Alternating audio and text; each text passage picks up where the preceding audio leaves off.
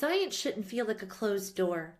Welcome to Human Verified, your backstage pass to the world of high-stakes research and the business of staying alive.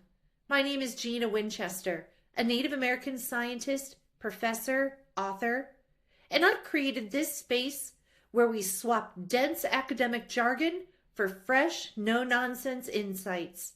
Whether I'm deconstructing pharmaceutical breakthroughs, clinical trials, or the how this is legal side of STEM business, I'm here to bridge the gap between the lab bench and your daily life. It's rigorous research met with real-world storytelling because understanding how science works is the ultimate power move. Humans need humans. You would be surprised. While this may seem intuitive, we often have to remind ourselves that humans need humans, especially in a digitally controlled world. Our hyper-digitized existence creates the illusion of isolation, leading entire swaths of society to swap physical presence for technological substitutes. Yet a screen doesn't silence the biological pull to other humans. In the current climate, where the U.S. is in yet another protracted conflict with yet another Middle Eastern nation, this has never been more true. Okay, I have a confession to make. I am a total social butterfly. I always have been. My Myers-Briggs profile is a textbook ENTJ. I first took the test at 18 while double majoring in biology and psychology with minors in chemistry and communicative disorders. Since my college lacked a dedicated neuroscience track, I was balancing the requirements for both an MD and a PhD, not sure which journey I wanted to embark on. I've retaken the MBTI countless times across various courses, and the results are always the same. Off the charts, ENTJ. Every time. I am the most extroverted that extroverted people can be. I've always been a person who could talk to anyone, regardless of their race, ethnicity, orientation, cultural background, or language. Inevitably, we'd find a common interest and build from there. My friendships have lasted decades, no matter what state or country I was living in. My friends are ride or die, and they have been since day one.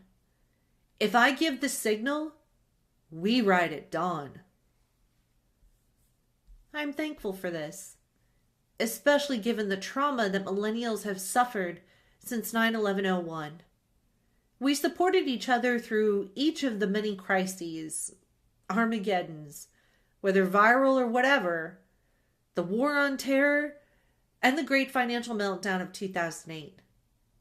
When we were young, we were told of the great opportunities the new millennium would bring, and all because of the boom of the 1980s, the digital revolution of the 1990s, and the peace that U.S. had brought to the world. We were told that as Americans, we were safe anywhere. The dollar was invincible, and the housing market was the ladder to guaranteed retirement for any good person willing to work hard.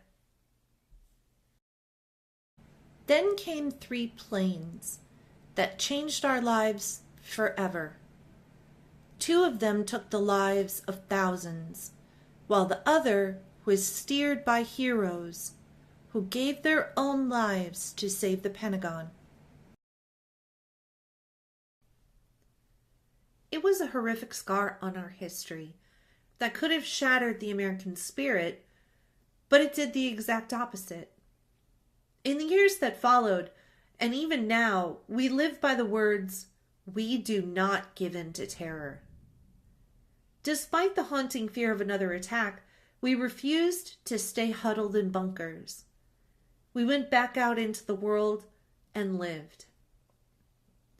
That was the ultimate act of defiance. refusing to let fear dictate our lives. Even with the material wealth of the 80s and the digital shift of the 90s, the 2000s, and the 2010s became defined by human solidarity. We stood together not just because we had to, but because only in the warmth of each other could we find the peace that the rest of our lives couldn't give us. And I think that's the best example I can give you. Humans need humans. It's how we survive the darkest of times and how we will get through the dark times to come. In this article, I'll explore the biological and psychological roots of why humans need humans. We'll examine how digitization has shifted the dynamic and how advancements in therapy help us process these layers of trauma. I believe millennials, Gen Z, and Gen Alpha occupy a unique historical vantage point. We have the tools to take the hard-won lessons of the last 25 years and help the next generation heal from the trauma they have inherited. It all starts with biology. The Controversial Theory of the Selfish Gene by Richard Dawkins. The selfish gene theory, famously coined by Richard Dawkins, suggests that our bodies are essentially survival machines, built to replicate DNA.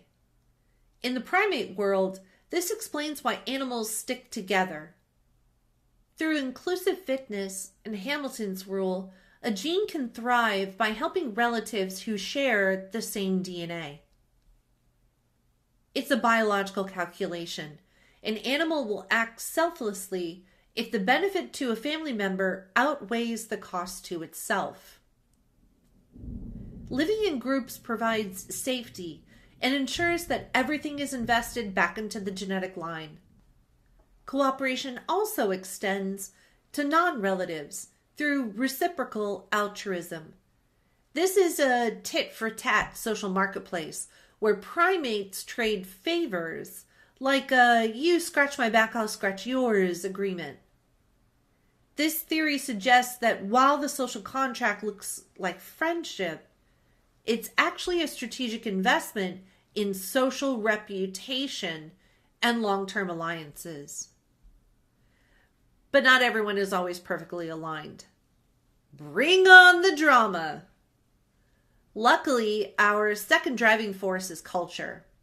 Using what Dawkins calls memes, and yes, that is the basis of the current use of the word meme, primates pass down ideas and habits through imitation rather than just DNA.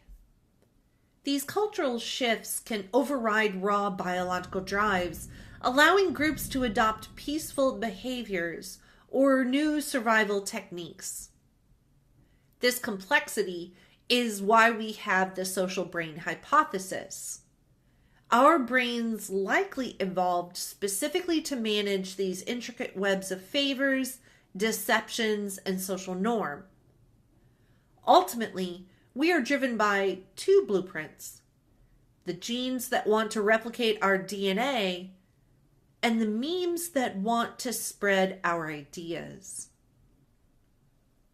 Altruism might be helping you get laid, which helps our selfish genes.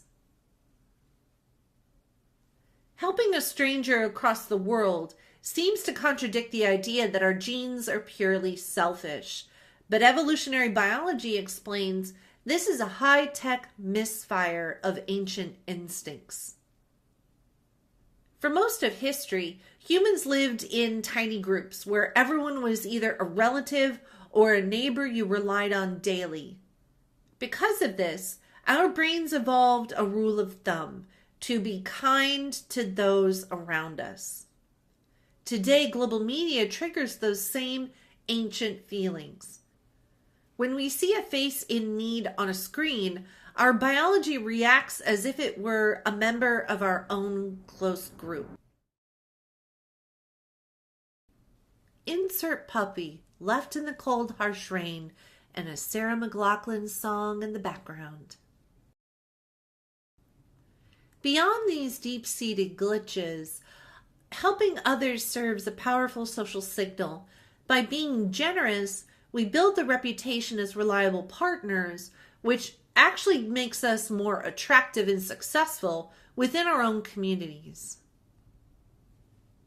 And of course, we're driven to get laid, make babies, pass on those genes, and in doing so, the selfish genes begin again. Moving beyond the selfish gene and into the world of psychology.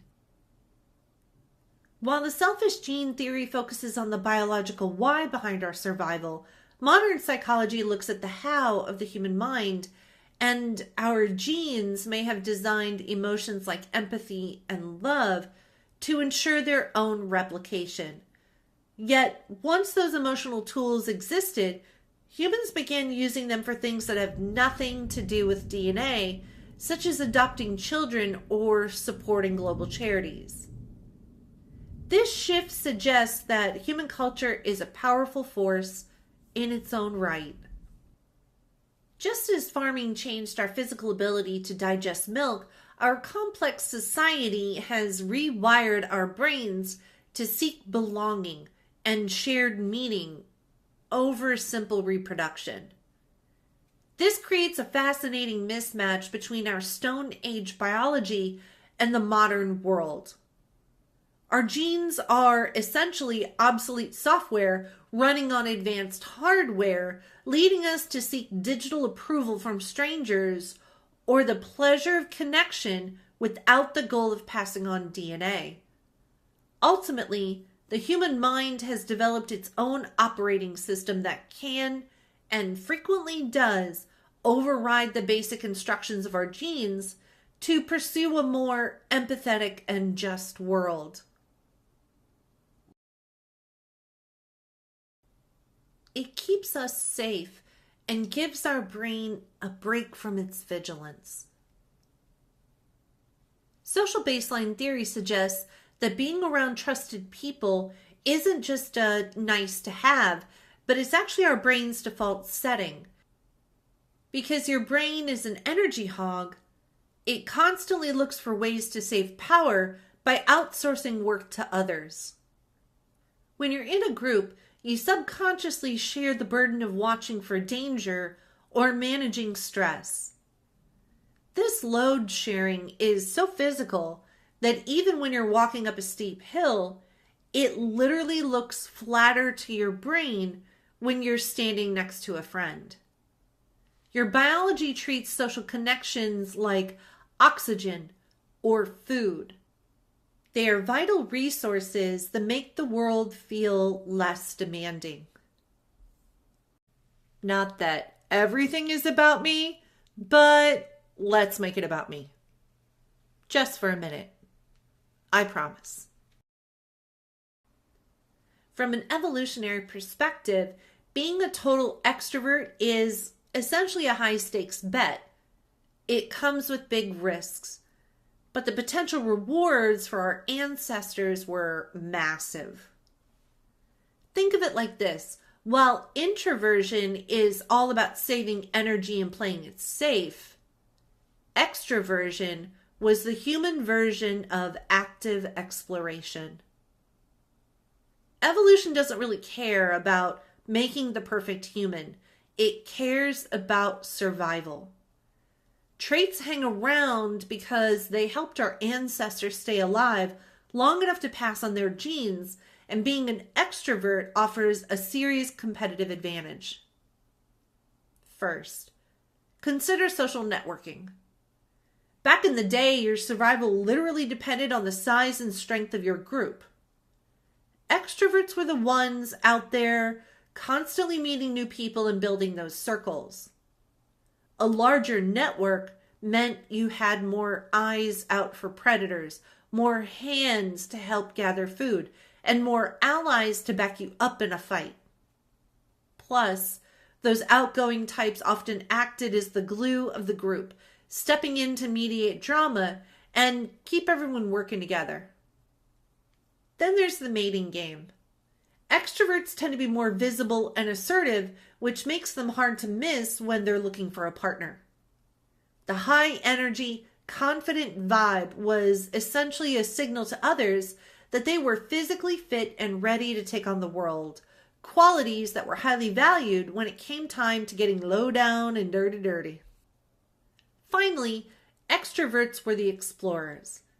Because they were wired to chase rewards rather than stress about threats, they were the ones willing to wander into unknown territory. While others might have stayed in a familiar, safe spot, the extroverts were checking out what was over the next hill. This meant they were usually the ones to find new, untapped food resources or safer places to hide out, helping their whole community adapt to a changing planet. You might be thinking, if being an extrovert is such a superpower, why isn't everyone extroverted? Well, nature loves balance. High-risk behavior carries a high price. If you're always pushing boundaries or being too loud, you're more likely to get hurt or kicked out of the group. That's where introverts come in. They acted as the essential safety and maintenance system. While the extroverts were out there exploring, the introverts were providing the calm, careful observation needed to make sure those risks didn't end in disaster. In the end, we needed both. The extroverts to push forward into new territory, and the introverts to keep us safe while we did it. It was the perfect team effort for survival. Our social roles evolved to act as fuel for our brains, helping us navigate a tough world while providing a safe harbor to recover from the struggle. But when we're isolated, our biology shifts into an emergency state. Because we can't share the workload, our nervous systems stay on high alert, redlining just to keep us standing. Digital connections rarely fix this, as they lack the physical presence our ancient brains require to feel truly safe. Modern life breaks this social baseline by forcing us into chronic isolation. Whether we're physically alone or just lack reliable support, our brains start viewing the world as dangerous, making small challenges feel like life or death crises. We experience this as a traumatic feedback loop. Our isolation makes us hypervigilant, which ironically makes it harder to connect with others, keeping us trapped in a cycle of feelings like we're always on our own. From an evolutionary view, trauma isn't a sign that you're broken. It's a survival-based update. Our ancestors saw social rejection as a death sentence, which is why abandonment hurts so deeply. After a betrayal, your brain stays on high alert to protect you from being hurt again. While this feels like a burden, your genes are simply choosing to be safe rather than sorry. In the modern digital world, this mechanism backfires, as we're constantly bombarded by global tragedies that our brains were never meant to process all at once. Sound familiar? Yeah, me too. The psychology of boomers, Gen X, millennials, Gen Z, and Gen Alpha. In 2026, psychologists have moved beyond seeing generations simply as age groups, instead viewing them as unique cohorts defined by the specific psychological blueprints formed during their formative years.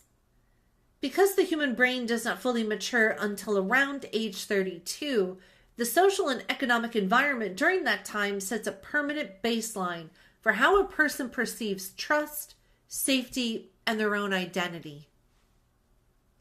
For baby boomers, the psychological foundation is built on institutional trust and a strong sense of stoicism. This generation often fuses their personal identity with their professional achievements, viewing hard work as a moral duty. While they are increasingly open to therapy in 2026, they frequently carry a lingering stigma towards mental health, preferring practical, solution-oriented help over deep emotional vulnerability. Their primary psychological challenge today is the risk of social isolation, as the transition into retirement can lead to a crisis of purpose when work-based social circles disappear.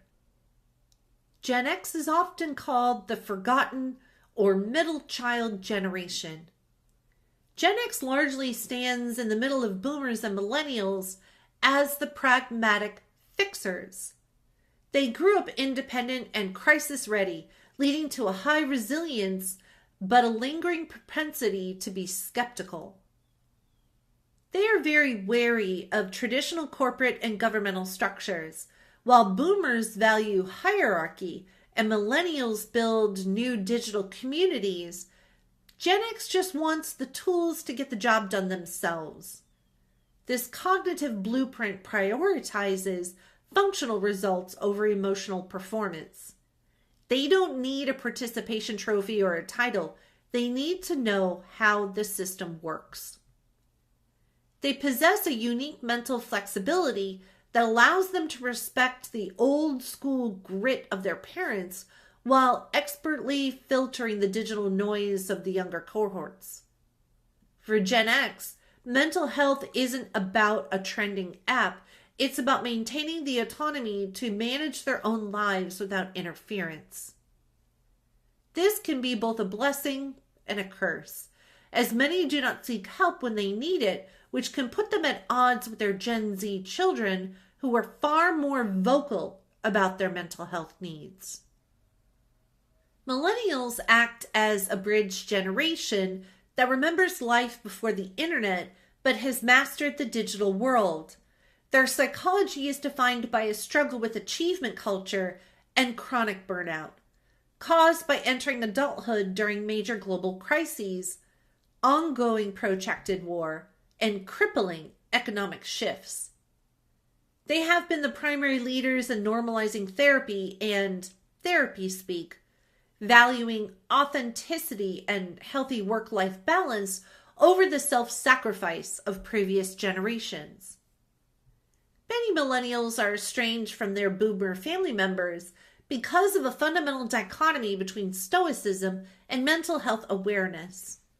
Millennials have embraced therapy and mental health literacy. They are actively breaking cycles of intergenerational trauma and are often unwilling to tolerate behaviors they deem toxic or emotionally abusive. Most boomers view the millennials' focus on emotional safety and boundaries as being overly sensitive or ungrateful, leading to defensiveness when their children try to address past hurts. Conflicts escalate when millennials become parents themselves, most frequently of Gen Alpha children. They reject the "because I said so" or authoritarian styles they were raised with in favor of gentle parenting.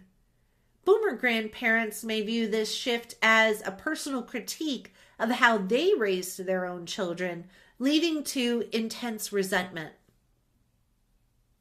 Millennials often feel that boomers do not understand the economic realities of today, such as housing costs and student debt.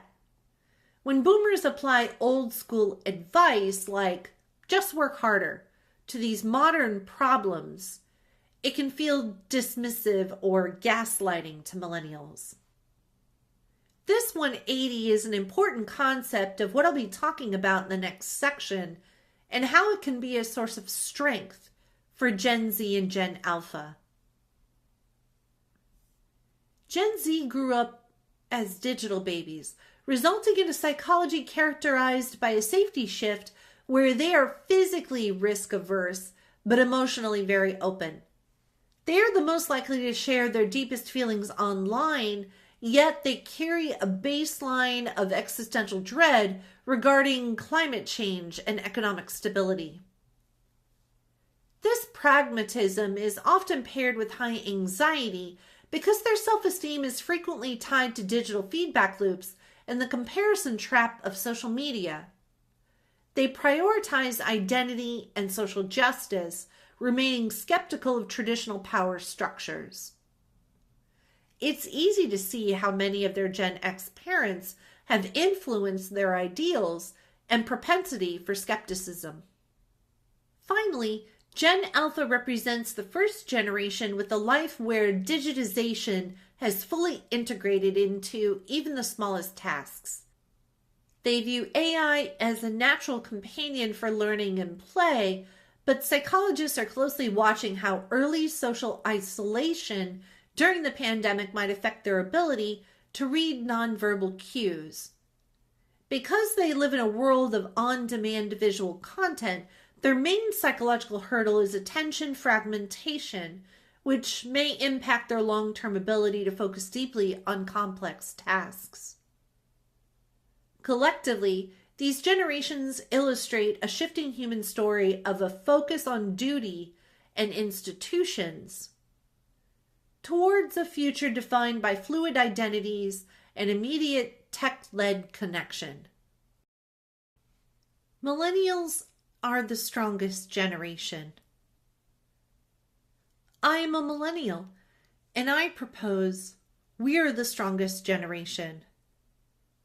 Put that in your pipe and smoke it. The idea is backed by epigenetics, which acts as a bridge between our DNA and our environment.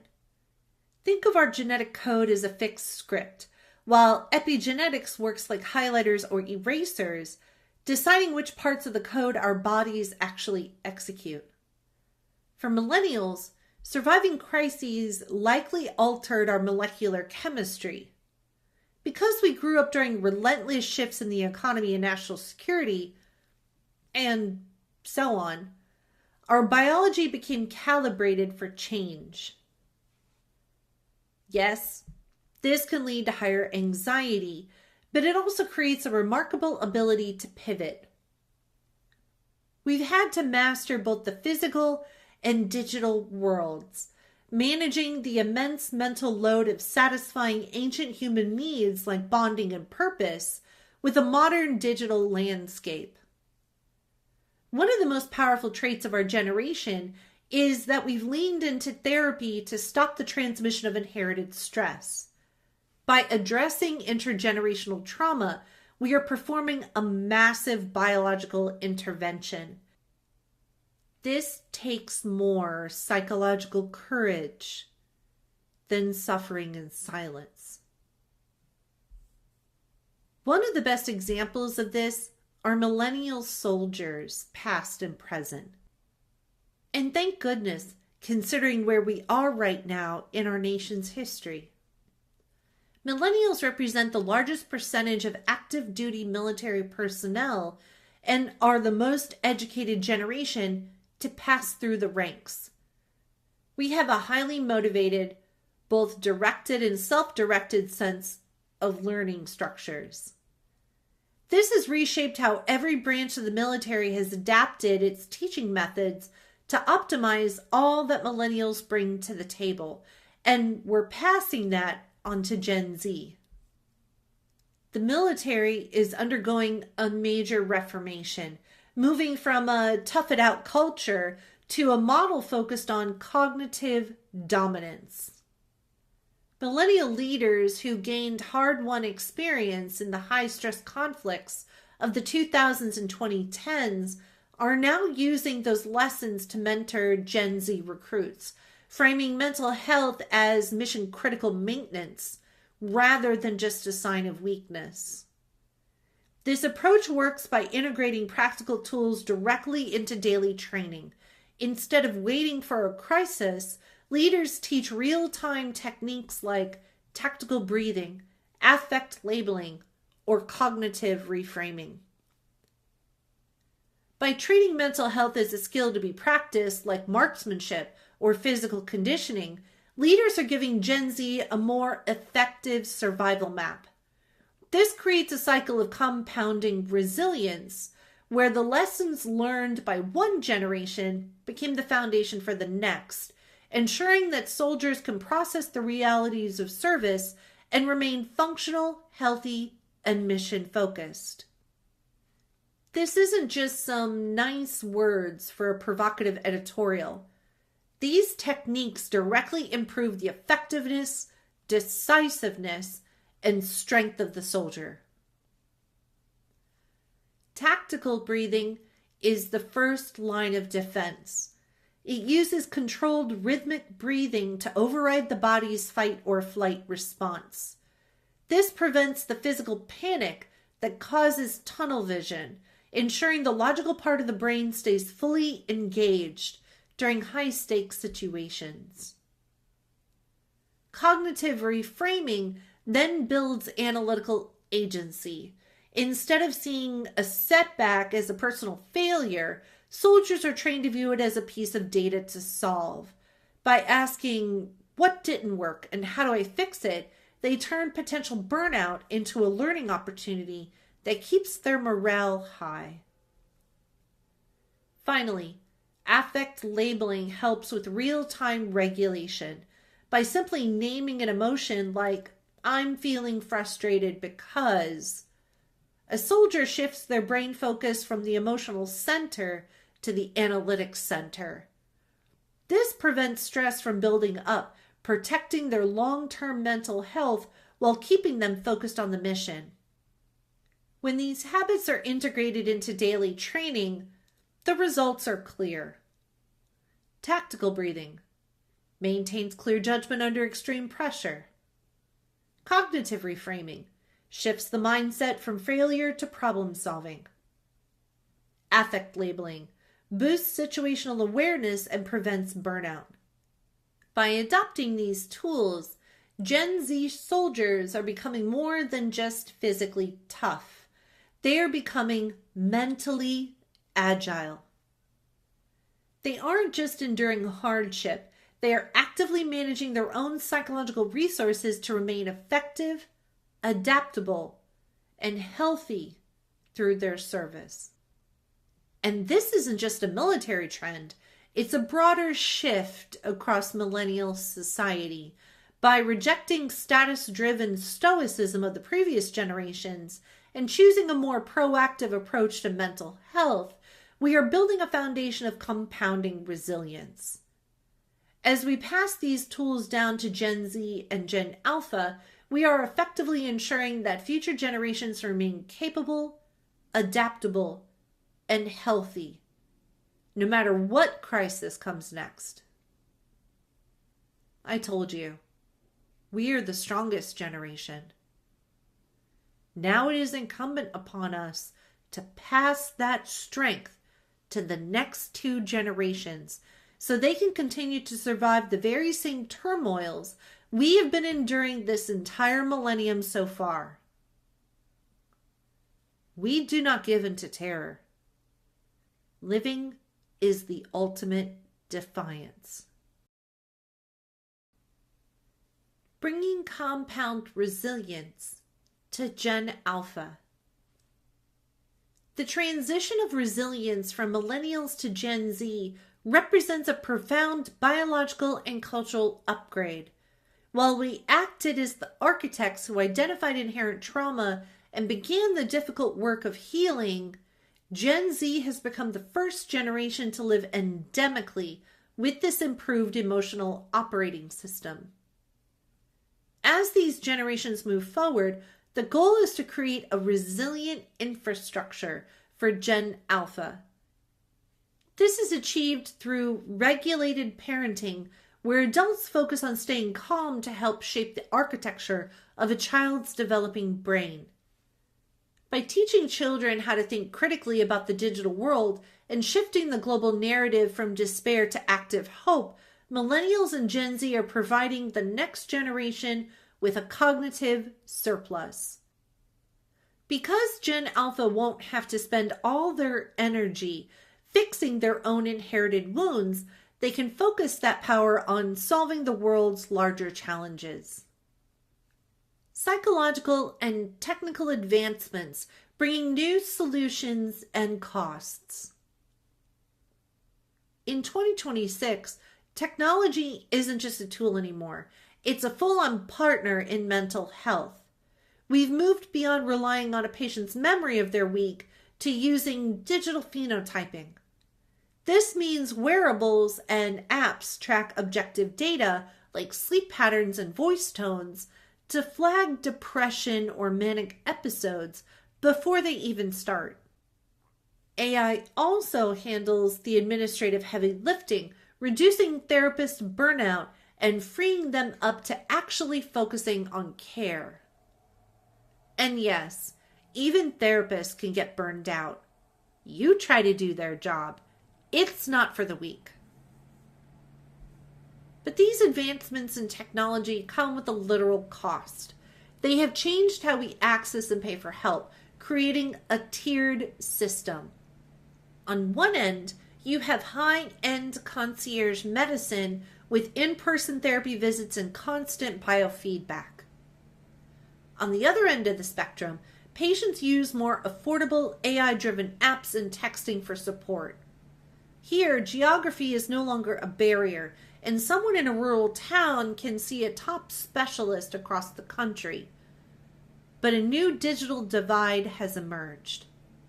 Those without high-speed internet or pricey wearables might get less comprehensive care, and some low-cost platforms now lobby data to train AI in exchange for cheaper sessions. When it comes to the online versus in-person debate, research shows they are equally effective for anxiety and depression. Online sessions are often more consistent because they cut out travel stress and offer a digital shield that helps some people be more vulnerable. Conversely, in-person therapy provides a sacred space away from home and allows for co-regulation, where a therapist's physical presence helps soothe a patient's nervous system, consistent with the social baseline theory we talked about. Many are now finding their rhythm with a hybrid model, combining deep occasional in-person bonding with the convenience of weekly video check-ins. Ultimately, the best therapy is whichever one keeps you honest and consistent. Gina Winchester, PhD, JM, Human Verified. Yep, verified. I'm human. I need other humans. We've done a pretty good job of demonstrating that, as well as the how and the why, and all the ways it's true in our lives. And I just have to say it again. I'm grateful for it. There are advantages and disadvantages to any social psychological profile, but honestly, I love being extroverted. I'm happy that the relationships in my life have endured so much trauma and have been the foundations for my own ability to endure it. In my life, it has been a strength.